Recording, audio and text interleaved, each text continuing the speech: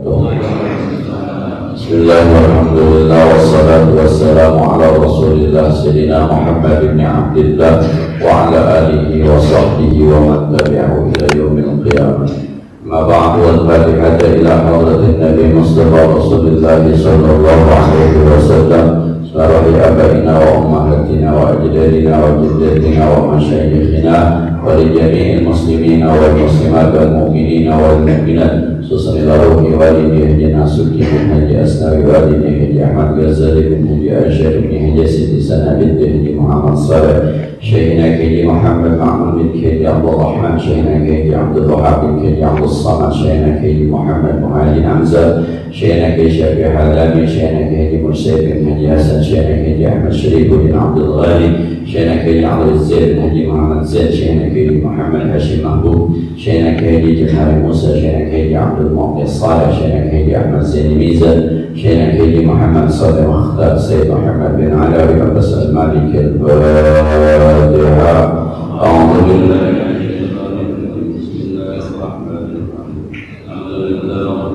Bismillahirrahmanirrahim. Maliki yawmiddin. Iyyaka na'budu wa iyyaka nasta'in. Ihdinas siratal mustaqim. Siratal ladzina an'amta 'alaihim ghairil maghdubi 'alaihim waladdallin.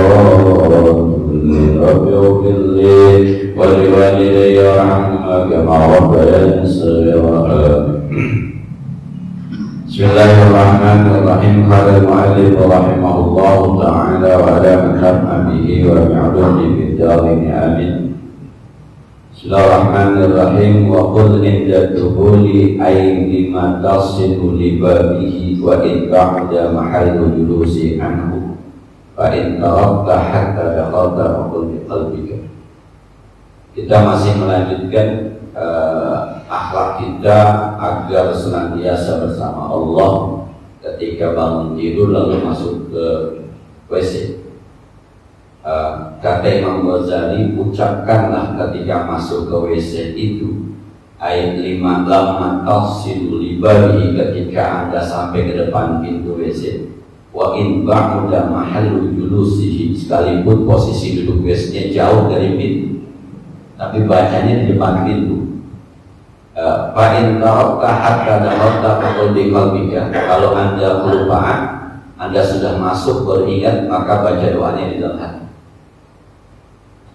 Yang diajarkan oleh Imam Ghazali begini doanya: Bismillahi a'udzu billahi minar rijzin najsi al-khabithil muhbith. Itu doanya yang diajarkan oleh Imam Ghazali. Tidak kan Bismika Allahumma inni a'udzubika minal hubudi wal khaba'ith. Justru sampai terakhir kita tidak menemukan riwayat itu di Imam Ghazali. Imam Ghazali mengajarkan Bismillahi a'udzu billahi minal rijzin najsi wa minal khabithil muhbith. Al khabithil muhbith ujungnya baru asy-syaitanir rajim. Kalau mau diterjemah, Bismillahi, dengan nama Allah. Bahkan di Imam Nawawi Al-Baghdadi bilang ay atahassanu minasyaitan wa la tazid ar-rahman ar-rahim. Bismillah, dengan nama Allah, maksudnya aku berbenteng dari godaan setan. Bismillah, dengan nama Allah, aku jaga diri dari godaan setan dengan nama Allah, dengan membawa nama Allah. Kata Imam Nawawi, jangan tambahin ar-rahman ar-rahim ya. Bismillah, terus gitu aja. Jangan Bismillahirrahmanirrahim, jangan. Sebab kita mau berlindung dari setan. Setan udah dipastikan dalam tanda petik bakal mendapatkan siksa dari Allah, bakal masuk neraka. Kurang pas kalau dia bilang dengan nama Allah yang Maha Pengasih lagi Maha Penyayang. Allah Maha Pengasih Penyayang, tapi setan masih disiksa. Ini nggak nyambung ya. Kurang pas, kurang layak. Ini adab saja.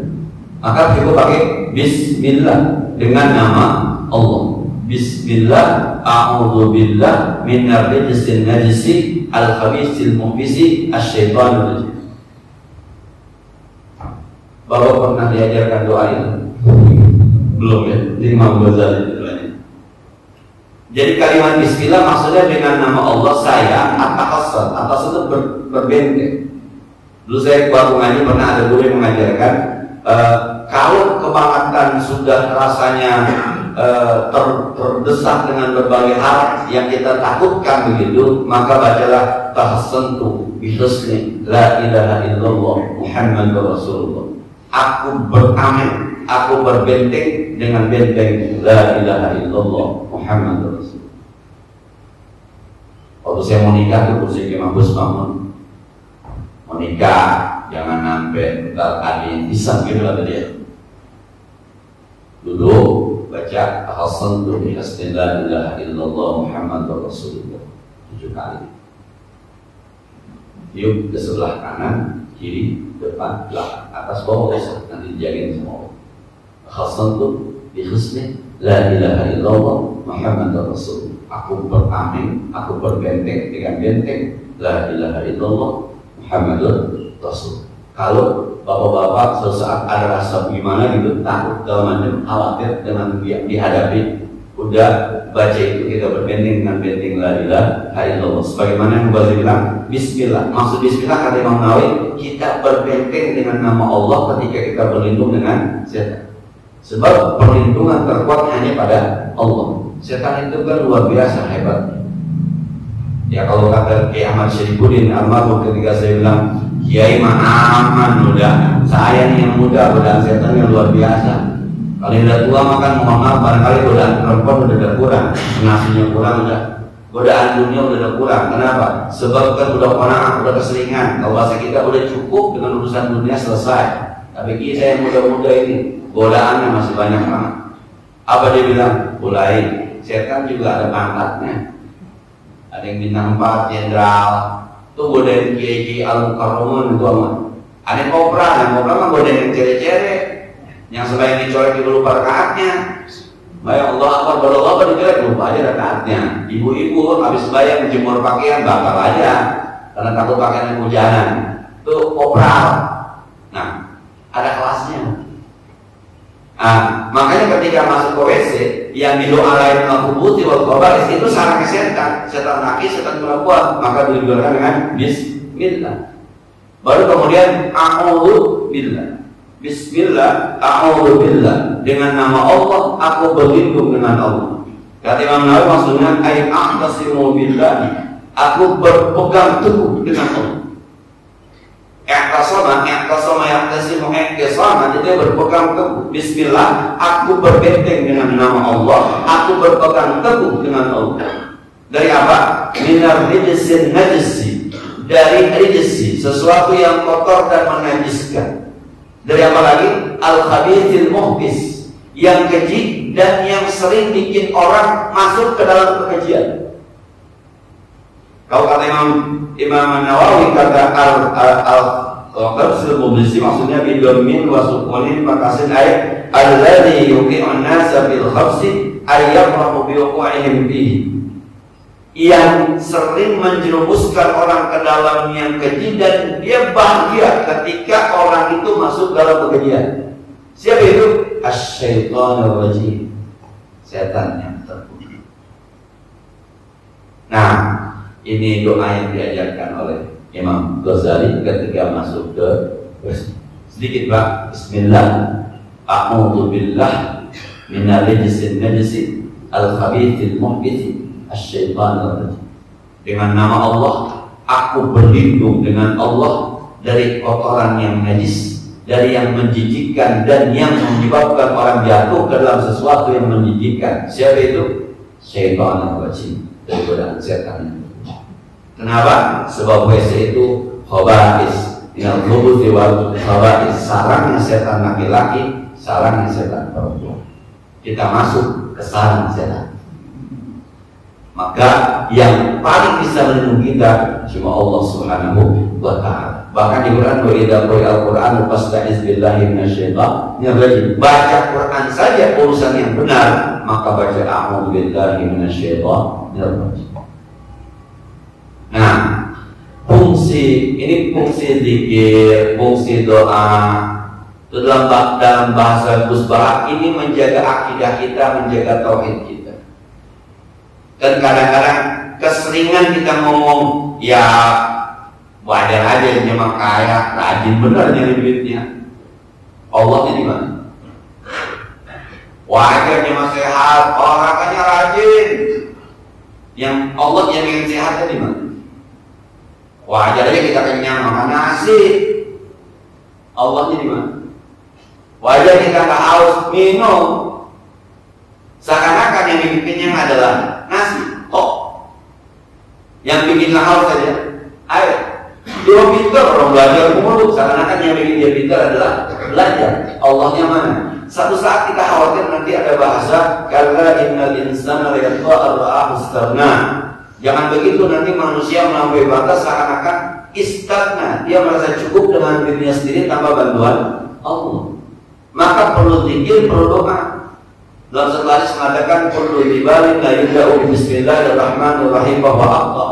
Setiap urusan yang penting kalau tidak dimulai dengan bismillah, maka itu terputus dari rahmat Allah Subhanahu wa taala.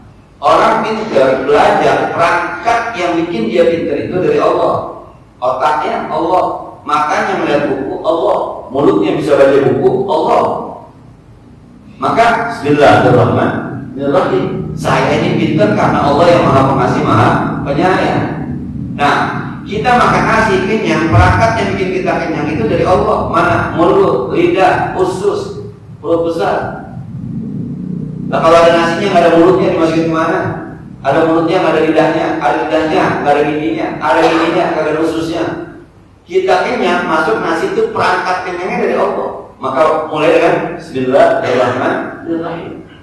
Itu menjaga kita supaya jangan nanti terlepas. Allahus samad, Allah tempat berlindung. Ini pentingnya zikiran, ini pentingnya doa. Nah, doa kayak gini, doa kita masuk ke WC. Kan kadang-kadang begini, kadang-kadang udah mulus banget ini, ya lega kadang-kadang buang air. Yang ngasih mulus siapa? Yang ngolah makanan jadi najis siapa? Nah, luar biasa dah. Maka diajarkan zikir untuk menjaga tauhid kita. Lagi-lagi dia, kita masih menggunakan konsep ma'iyah agar hidup kita selalu bersama Allah. Saya ulang Pak, kita di asalnya namanya bidayatul hidayah. Bidayah artinya mulai, hidayah petunjuk. Kalau mau mulai dari petunjuk agar makrifat dari sini nih, dari bangun tidur sebelum subuh, baca doanya, pakai baju niat yang tutup aurat, ada doanya, masuk WC ada doanya. Jangan tinggalkan Allah dalam kehidupan kita, nanti baru dari bidayatul hidayah menuju kepada tempat yang lain. Dijelaskan Imam Nawawi, dikasih judul di bawahnya Marakil Ubudiyah. Marak dari kata rok itu naik, artinya tempat penaik kualitas kehambaan kita kepada Allah Subhanahu wa taala. Dan doa masuk ke WC. Bismillah, jangan takbir ar-Rahmanir-Rahim, sebab ujungnya kita berlindung dari setan yang kurang ajar. Yang kurang ajar itu pasti masuk neraka. Nggak mungkin Allah Maha Pengasih Maha Penyayang kurang pas kalau dibilang setan yang masuk neraka disiksa oleh Zat yang Maha Pengasih Maha Penyayang. Begitulah kenapa surah At-Taubah tidak ada bismillahnya, karena di dalamnya ada cerita tentang Allah menyiksa orang-orang kafir. Kata menyiksa kurang pas kalau diidentikan dengan pengasih dan penyayang. Maka di surah Al-Baqarah atau itu tidak ada bismillahirrahmanirrahim. Salah satu alasannya itu. Nah, kemudian kata as-syaitanir rajim ditafsirkan oleh Imam Nawawi ayat al-ba'id minar rahmah. Kata rajim itu artinya jauh dari rahmat Allah. Wa fi riwayat Ibnu Adi, satu riwayat lagi ada doa Allahumma inni a'udzubika minar rijzi ila akhirih. Allahumma inni a'udzubika minar rijzi najzi al-khabithil muhbisi asy-syaitanir rajim. Satu riwayat mengatakan Allahumma inni, bukan pakai bismillah. Bila lafaz bismillah wa mawjudun fi riwayat Ibnu Abi Syaibah lakin ma'a ta'awuzil akhir. Wa idza khuruj, ketika keluar ayat al-Isra min baitil ma'i bi ayyakuna kharajan anhu, ketika keluar dari WC baca doanya ghufrana alhamdulillahilladzi azhaba anni ma yudhini wa abqa fi ma yanfa'uni. Ghufrana itu kalau bahasa kita isim maf'ul yang fi'il fa'ilnya dibuang. Ghufrana artinya ya Allah ampuni saya. Itu yang kalau bisa kufrana rabbana wa ilaikal masir, kufrana itu artinya awalnya kalimatnya arju kufrana, arju kufrana. Nah, yang kita maksud ketika kita keluar dari WC kaki kanan kita keluar kufrana, ya Allah aku mohon ampun kepadamu, khawatir tadi di WC banyak berbuat dosa, entah dosanya apa, pokoknya keluar dari WC kufrana. Kufrana itu maksudnya arju kufrana, aku mohon ampunan. Jadi kalau dalam bahasa Arab itu Pak, ada fi'il, fa'il, maf'ul bih. Kalau bahasa kita ada yang kata kerja, ada subjek, predikat, objek gitu ya. Subjek, saya makan nasi gitu. Saya makan nasi. Saya itu subjek. Kalau kita bilang fa'il, maka itu fi'il, kata kerja. Nasi itu objek, maksudnya maf'ul bih. Sebenarnya kalimat aku berharap ampunanmu, aku berharap ampunanmu, itu sebenarnya itu kalimatnya. Di bahasa Arab boleh dibuang. Maka bahasanya bukrona, diambil ampunannya saja. Ya Allah ampunan. Seperti ayat wabil walidaini ihsana, wabil walidaini ihsana. Asalnya wa ahsin bil walidaini ihsana. Itu kan wabil walidaini saya terjemah apa? Dan kepada kedua orang tua berbuat baiklah. Berbuat baiklah. Itu kalimatnya sebenarnya ahsin ihsana. Berbuat baiklah Anda kepada orang tua orang itu. Itu namanya isim masdar. Gufrana. Gufrana. Dan lanjutnya alhamdulillahilladzi azhaba anni ma yu'zini wa abqa bima yanfa'uni. Alhamdulillah kalau kita terima kasih ya Allah yang sudah menghilangkan dari saya apa yang menyakiti saya dan menetapkan pada saya sesuatu yang masih bermanfaat buat saya. Kalau kita jadi berbeda, alhamdulillahilladzi azhaba anil adza wa afani. Yang kita hafalin itu dari kecil, alhamdulillahilladzi azhaba anil adza wa afani. Ya Allah terima kasih yang sudah menghilangkan rasa sakit lah. Itu mulas segala macam dalam perut kita, najis-najis yang agak baik dibuang, wa afani, dan sudah menjaga kita. Al-Imam Ghazali mengajarkan alhamdulillahilladzi azhaba ma yu'zini wa abqa ma yanfa'uni.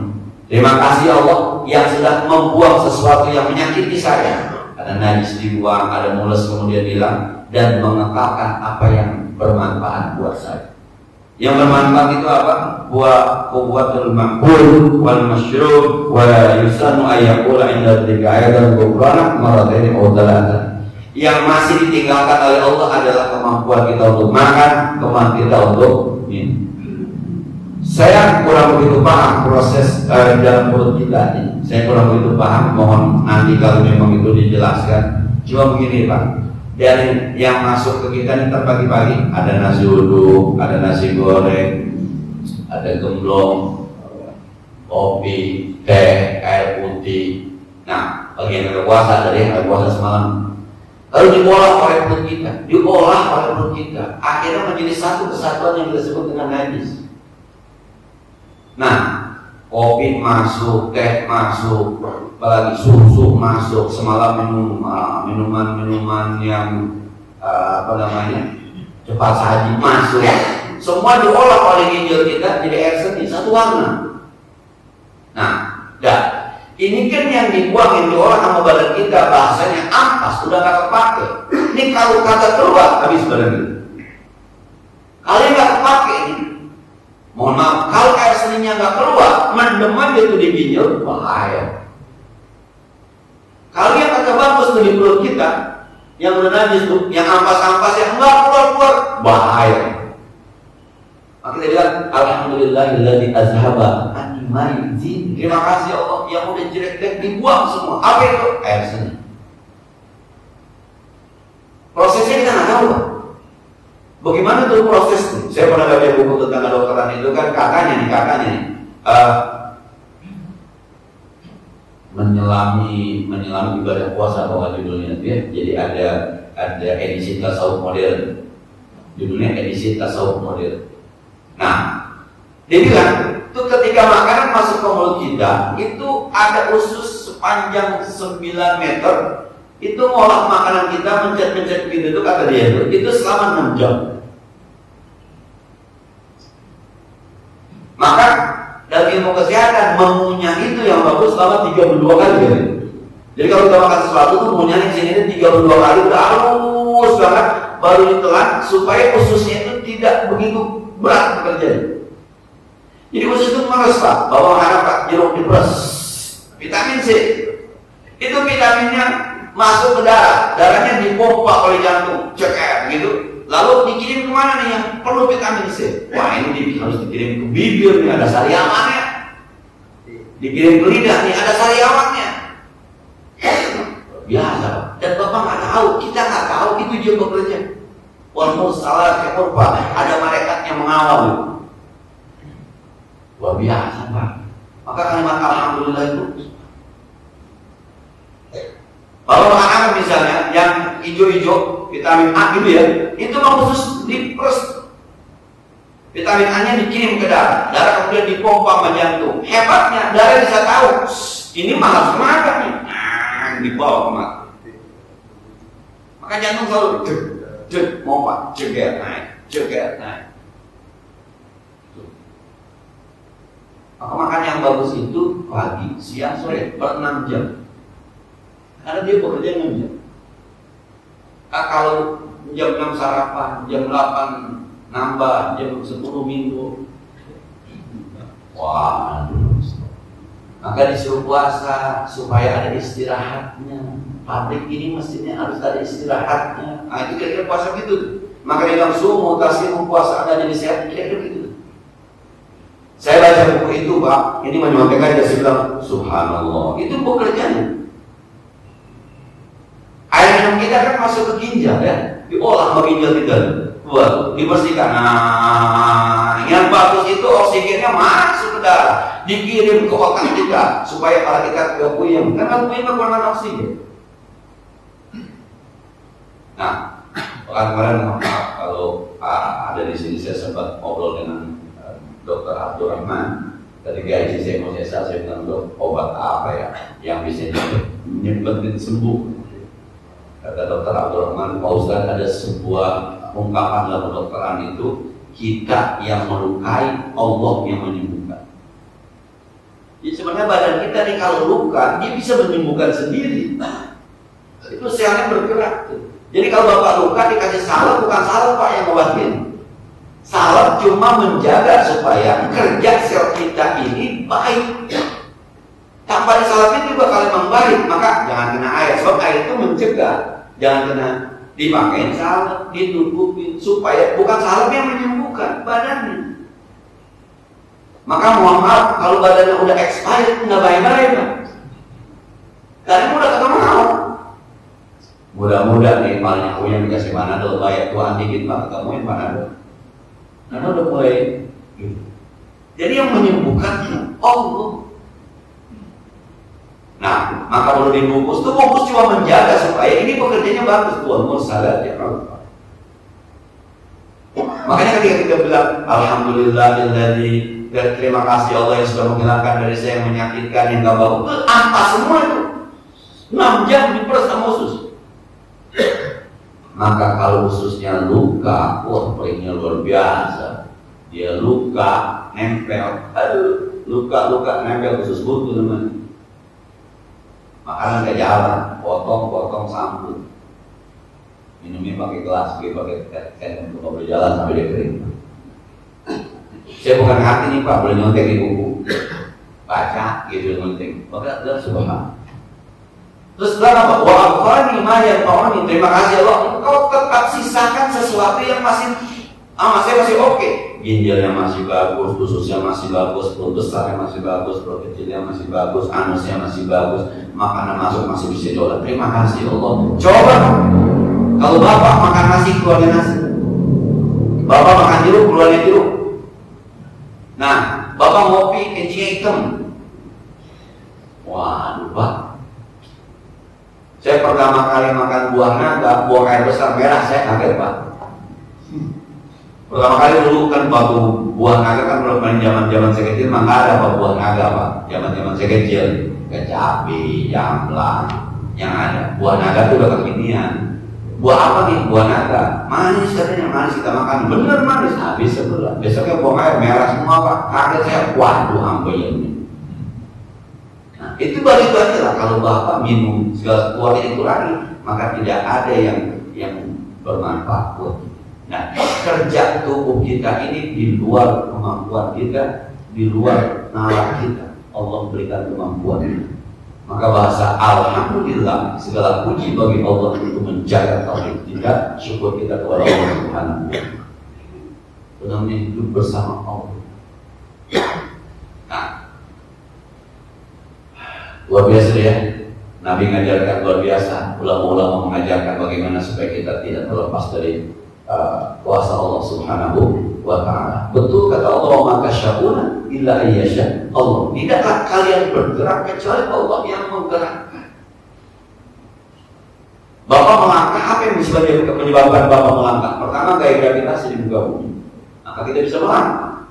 Yang kedua, di kaki Bapak ada apa? Ada tulang siapa yang ngasih? Ada daging siapa yang ngasih? Ada kulit siapa yang ngasih? Ada kerja miliaran sel di situ, siapa yang ngasih? Maka tidak berjalan, sebenarnya hakikatnya Allah yang menjalankan. Cuma kadang-kadang itu arba'ah ustadznya kita merasa berjalan doang. Nah, ini pentingnya zikiran, pentingnya doa. Memang kadang-kadang memang kita pikiran yang kurang begitu paham, doanya juga kurang begitu paham, jadi sekedar buat seremoni saja dulu, doa sekedar Allah membalikkan di mana tentang yang ada pada terus gitu doang. Padahal tuh Allah membalikkan Nabi Ma'arazak karena jauh itu jalan. Berapa lama Pak ngasih bisa sampai di depan kita? Kok bisa sampai ke depan kita? Berapa lama? Dan mulai petani nanam, nyiram, jagain, dimakanin burung, ada yang dimakanin tikus, ada yang dimakanin burung coklat. Kemudian panen, habis panen masih dibungkus, dia kita sebut dengan padi gabah. Ada yang kering, ada yang basah, sampai kemudian dijadikan beras. Dari petani dipindahin lagi, dari pindah lagi, akhirnya didistribusikan sampai ke Jakarta, di Jakarta dioper ke pasar Cengkareng dibeli sama pengecer, dibeli sama bini kita, dimasak. Maka kalau ada yang terbuang, begitu deh. Kalau ada yang terbuang, perjalanannya terlalu jauh nih. Kata guru saya, husnul khotimahnya nasi itu masuk ke mulut kita. Karena memang dia diciptakan oleh Allah untuk masuk ke mulut kita. Maka nasi akan sangat girang, bangga, senang kalau masuk ke mulut kita. Itu husnul khotimah. Daging sapi sampai kita lama itu prosesnya dari dimuntingin mana. Maka sapi itu akan merasa bangga kalau dia meninggal, husnul khotimah masuk ke mulut kita. Kalau Allah mengatakan begitu kan? Wamin makan pun diantaranya, wamin makan pun diantaranya ada yang bisa kamu konsumsi. Maka itu Allah mabarin, karena bimarazak, karena ujungnya nih Bang, wakina ada benar, jangan sampai kita nggak bersyukur, akhirnya kita masuk. Nah, bahkan semalam ketika saya baca kitab Riyadhus Shalihin, Abu Hurairah dituntun tangannya mana? Dituntun tangannya. Ketika dituntun, saya ingat teman-teman kalau baca selawat tuh, ya imamarus liya sanadi. Itu kan ujungnya bagi dunia ya wa akhirati ya Rasulullah khud biyadi. Luar biasa itu ulama. Bapak tahu terjemahannya?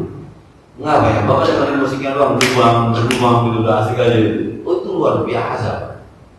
Jadi ada dua hadis yang sudah ketemu. Pertama ada Abu Dzar Al-Ghifari yang pernah dipegang tangannya Nabi dituntun, ya Abu Dzar Al-Ghifari dia di Sabina fa innal bahra amin, menasihatin itu.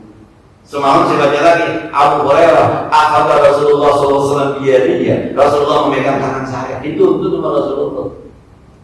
Saya ingat itu. Ya Imam Ar-Rusli ya sanadi, wahai imamnya para Rasul, wahai sandaran hidupku. Anta babullahi mu'tamali, engkau adalah pintu menuju Allah, engkau adalah harapanku. Babi dunia ya wa akhirati, urusan dunia saya, urusan akhirat saya. Ya Rasulullah, khudz biyadi, tolong pegang saya, tarik tangan saya, bimbing saya.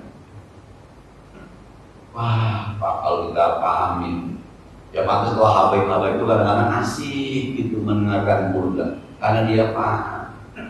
Kita kan cuma sebagai goyangnya doang Pak gitu, nggak paham sebenarnya. Yang kita nikmati selawatnya atau musiknya, masih menikmati lah ya. Sekali kita tutup, ungkapan-ungkapan semacam itu tuh, termasuk zikir ini, kalau dimasukkan terus ke dalam itu luar biasa sebenarnya. Alhamdulillahilladzi adhaba anni, kalau kita azhaba anni adza wa anfani. Alhamdulillahilladzi azhaba anni ma yuzini wa abqani ma yanfa'uni. Allah buang yang agak baik buat badan kita, Allah tinggalkan yang baik buat kita. Lewat apa? Buang air besar, buang air kecil. Kalau bapak tidak bisa buang air kecil, itu ginjal akut yang sebagai ramai anak-anak, kan nggak bisa buang air kecil. Kalau kita lihat Pak, mohon maaf ya, 124 orang yang sakit, 60 sekian yang meninggal, lebih dari 50%. Serem Pak, maka selama masih bisa kencing, alhamdulillah. Kalau udah cuci darah, kalau masih bisa buang air besar, alhamdulillah. Ada orang yang buang air besarnya lewat perut dibolongin. Gimana? Maka doa itu, alhamdulillahilladzi azhaba anni ma yuzini wa abqa ma yanfa'uni. Biasa. Rasa itu tuh nanti pelan-pelan membawa kita untuk pelan-pelan naik kepada hakikat dan makrifat kepada Allah Subhanahu wa ta'ala. Pak, kalimat inna lillahi wa inna ilaihi raji'un luar biasa sebenarnya. Inna lillahi wa inna ilaihi raji'un. Cuma sekali lagi kita kurang ini, sekali lagi ya, kurang. Baru diajarin siapa orang yang membaca la haula wala quwwata, baru nyari fadilahnya saja. Tapi dalam itu luar biasa. Dan dua ini diajarkan oleh Imam Ghazali tentang doa masuk ke WC dan keluar. Cuma sekali lagi ya, bukan soal kalau doanya udah pada paham semuanya deh ya. Ini maksudnya soal kita berlindung dari setan dalam hidup bersama Allah Subhanahu wa ta'ala. Wa yang bagi anta dan nubul ay anta dola ahjar istijai min madarin wa ghairihi wa nubul bila min nuni wa qatil ba'i jamun nablatin nisbu qurabin wa ghurfatin liqawli sallallahu alaihi wasallam ittaqul mala'in wa ayyul nubula qabla qada'il hajat, sebelum buang air besar wal jursi dan seyogianya kita sebelum buang air itu anta dan nubula menyiapkan beberapa batu ay antaqura ahjarul asjar, beberapa batu untuk istinja. Karena sabda Nabi sallallahu alaihi wasallam, takutlah kamu beberapa orang yang dilaknat dan persiapkanlah batu-batuan sebelum buang air hajat dan sebelum duduk di tempat WC. Nah, jelaskan yang berbahagia kata takutlah kamu termasuk orang yang malain itu orang buang hajat tapi dilaknat. Ada beberapa larangan di fikih kita, nggak boleh buang hajat zaman dulu ya, nggak boleh buang hajat di jalanan, nggak boleh buang hajat di tempat orang berteduh, khawatir nanti orang menyampaikan sumpah serapah, itu namanya laknat. Yang sering banyak sekarang di halte, ada halte yang bawa air bau sor besi. Kalau semua ngomong kurang ajar banget ya orang, buang air kecil di sini jadi bau, bahkan kurang ajar itu namanya laknat. Yang apalagi kalau berhubungan kaitan nyaman Tuhan, hindari itu. Dan soal buang hajat menggunakan batu ini kita dalam ilmu fikih itu perlu juga pemahaman tekstual dan kontekstual. Ada sebuah buku judulnya Belajar Ilmu Fikih karangan Profesor Dr. Nadir Shah Hussain, itu anaknya Profesor Dr. Ibrahim Hussain. Dulu teman-teman pada dengarkan dari Ibrahim Hussain. Itu dia jadi dosen di Australia, bagus dia bilang. Ketika saya baca, menurut saya itu bagus buku itu.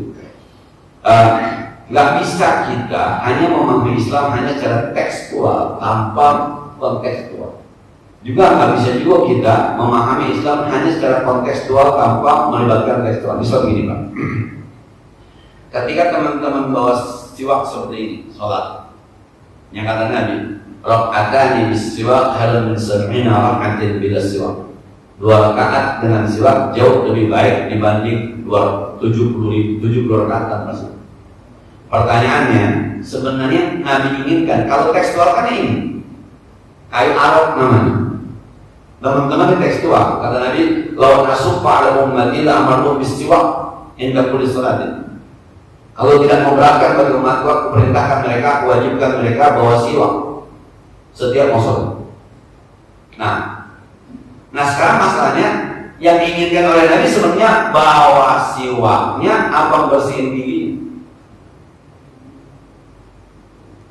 Nah, kalau yang bilang bersihin giginya berarti kontekstual.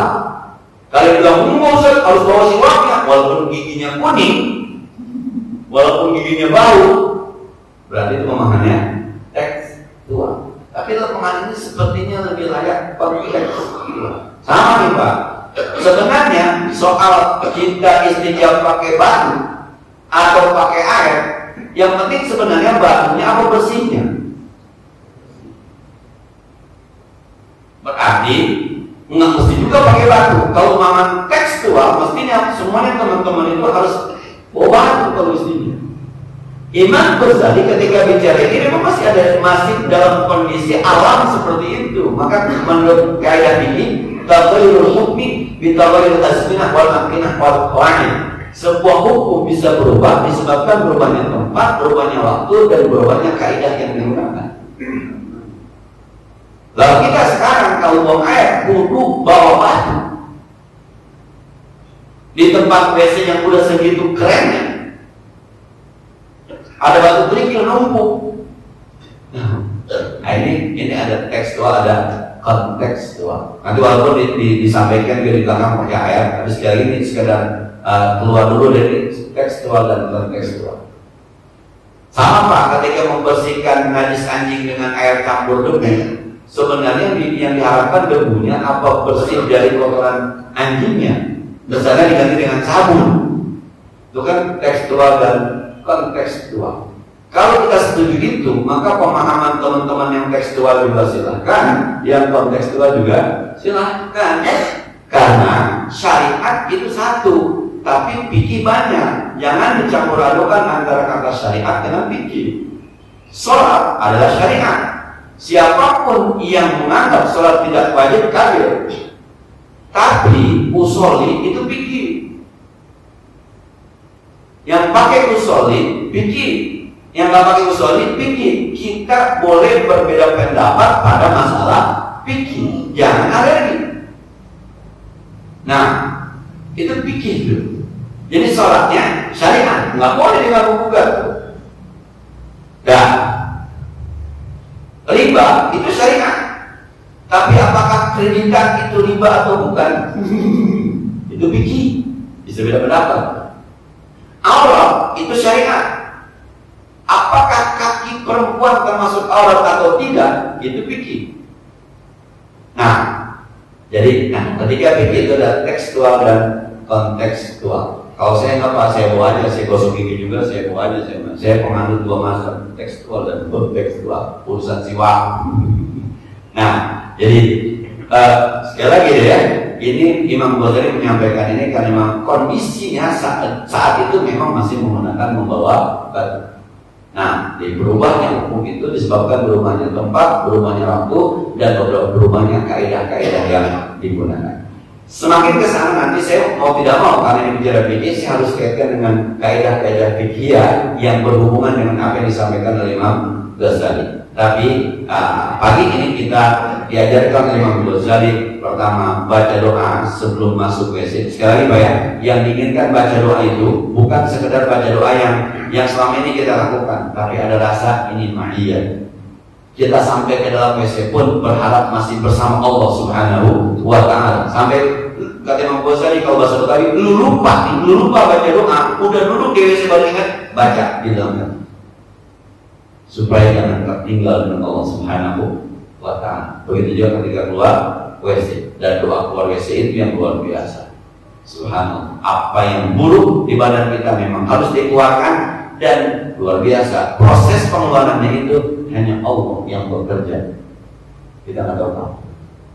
Bahkan ada orang yang buruk yang terus kayaknya harus dikentut ini apa tahu dia minum kan, tolak angin dia minum ini supaya kentut, agak kentut juga. Tapi berapa orang yang nggak minum apa-apa kan buat mulu ada, Pak? Nah, itu memang hak Allah. Saya kira itu ya. Insya Allah nanti minggu depan insya Allah kita lanjutkan dengan adab-adab berikutnya. Sebagaimana biasa yang perlu kita diskusikan lebih lanjut di Ustaz.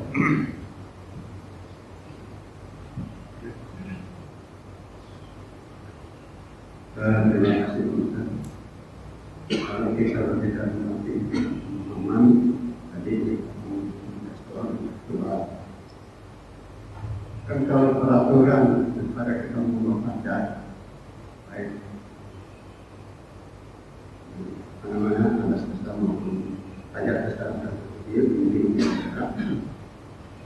kita kan dianjurkan disunahkan itu qauliyah, fiqhiyah dan qauliyahnya. Kalau zaman dahulu kan qauliyah Nabi itu kan yang nggak ada dengan berluas ya, karena memang kita dianjurkan kudu kepala. Tapi sekarang ini kan zamannya udah ya itu lain. Umpamanya dari dewasa kita udah rapi, ya, udah pakai makna dan sebagainya kan kita kalau ada kiblatnya juga kita kan udah di dalam turunan, dulu kan nggak turun gitu ya. Sekarang kan itu udah turun. Kemudian ya batu kan itu udah zaman sekarang juga udah ada isu. Ya, bagaimana gitu umpamanya? Ya, pikirannya itu. Kalau kuliahnya kan doa-doa itu. Kalau pilihannya kan itu berat atau kiri, ya kan? Kemudian pakai ajang-ajang dan sebagainya. Zaman Rasul kan memang ada gitu. Itu terima kasih. Nah, insya Allah nanti di pertemuan selanjutnya itu akan ada bahasan. Tapi sekali lagi, itu saya bilang perubahannya hukum itu berubah, termasuk pilihan. Jadi kata Imam Ghazali nanti di belakang itu, bagi orang yang buang hajatnya mustifid di tempat yang ada tutupannya, maka dia tidak perlu lagi ada satir tambahan kan di kamar mandi, dan tidak perlu lagi menjauh dari manusia, karena kapanpun dia sudah, intinya bukan menjauh kan, intinya jangan sampai orang lihat. Ya. Bahkan menghadap kiblat dan tidaknya saja di fikih kita ada bahasa buang air besar jangan menghadap kiblat, jangan membelakangi kiblat kecuali yang ada hailnya. Iya. Jadi sebenarnya WC kita yang sudah ada tempatnya itu bukan nggak boleh sebenarnya menghadap kiblat karena sudah ada hail. Saya waktu umroh tuh pernah di Mekah di satu hotel. Itu WC-nya madhab Masjidil Haram. Saya bilang ini madhab Masjidil Haram gitu. Tapi itu sudah di dalam. Itu kan berubah tempat, berubah waktu, berubah keadaan menyebabkan hukum menjadi berbeda. Cuma emang kita sama guru kita kurang enak aja kalau bangun rumah WC-nya di dalam madhab kiblat, kurang enak aja rasanya. Karena emang belajarnya nggak boleh itu di tengah lapang. Tapi kalau sudah ada tutupannya, maka kalau bahasa usul fikih al-hukmu yaduru ma'al illati wujudan kan aw adaman. Hukum itu berlaku berdasarkan ilah. Ilah itu alasan hukum. Kalau alasannya ada, hukum ada. Kalau alasannya tidak ada, maka hukum tidak ada. Nah, jadi kenapa orang nggak boleh di lapangan menghadap kiblat? Karena dianggap tidak menghormati kiblat. Kiblat termasuk yang harus dihormati. Begitu juga belakang. Nah, masalahnya kan, kalau kata Nabi, jangan menghadap kiblat, menghadaplah ke timur atau ke barat. Kata Nabi. Nabi ngomongnya di Madinah. Kalau hadis itu disampaikan di Indonesia, membingungkan. Kata Nabi, jangan menghadap kiblat, jangan membelakangi kita, walakin syarriqu wa gharribu, menghadaplah ke timur maupun ke barat. Kalau hadis itu dibaca di Indonesia membingungkan. Jangan menghadap kiblat, tapi menghadap ke timur dan ke barat. Nabi ngomongnya di Madinah, Pak. Kenapa di Madinah? Dari Madinah ke Mekah, menghadapnya ke sono, Pak. Ke selatan. Maka katanya jangan menghadap kiblat, jangan membelakangi ke timur lah, ke barat lah. Sebab dari Madinah ke Mekah menghadapnya ke selatan. Kalau kita bilang ngidul. Nah, maka nggak bisa kita membaca hadis hanya secara tekstual. Ada juga yang harus dibaca secara konteks Tuhan. Sama gitu ya. Jadi mau kuliah, mau fitriyah, ketika itu bicara tentang fikih, pasti terkena imbas itu tuh. Taghayyurul hukmi bi taghayyur tasbihah wal hudan wal qawaid. Yang saya bilang, Pak, sebenarnya baju yang paling menentu baju gamis apa baju koko sih? Ini kan tergantung di mana kita berada. Dan zaman Nabi, jangan kemudian kita berpikir Nabi pakai gamis. Nabi cuma 2 lembar doang. Satu digantung di atas, satu di bawah. Yang di atas ikan kadang-kadang kayak otot bayi. Belum ada teknologi jahit kancing mengkancing, belum ada saat itu. Sekarang lah yang sudah ada semacam. Nah, cukup ya, udah ada manfaatnya. Al-Fatihah. Alhamdulillah rabbil alamin arrahmanir rahim maliki yaumiddin.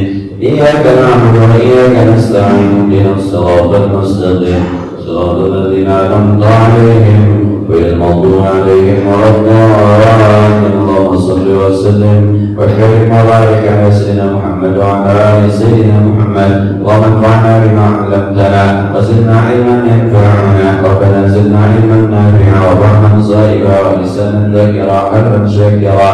اللهم إنا نعوذ بك من علم لا ينفع من قلب لا يخشع من جوع لا يشبع من دعاء لا يسمع. نعوذ بك من هؤلاء الأربعة.